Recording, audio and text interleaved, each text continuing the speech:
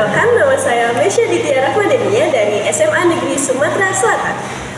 Baiklah, di video kali ini saya akan membagikan resensi dari sebuah buku sejarah yang sangat menarik dan menggugah pikiran kita semua, yang berjudul Tragedi Patriot dan Pemberontakan Kahar Muzakkar.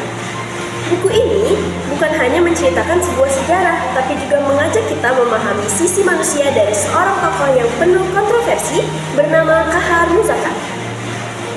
Kahar Muzakkar adalah sosok pejuang kemerdekaan asal Sulawesi Selatan.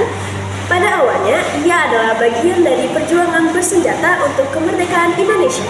Tapi setelah kemerdekaan tercapai, Kahar merasa kecewa karena banyak janji negara terhadap para pejuang daerah yang tidak ditepati.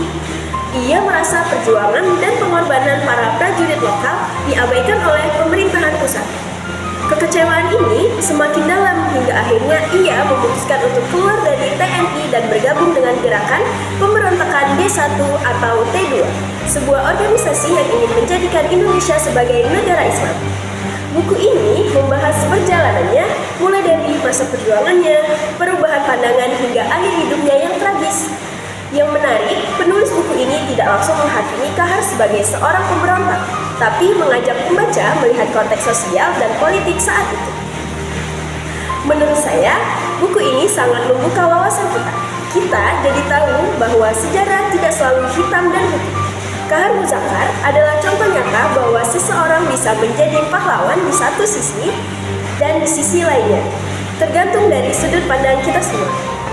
Saya merasa bahwa kisah Kahar adalah pengingat penting bagi kita semua, terutama pemerintahan, bahwa keadilan, pengakuan, dan komunikasi dengan daerah sangat penting untuk menjaga persatuan bangsa.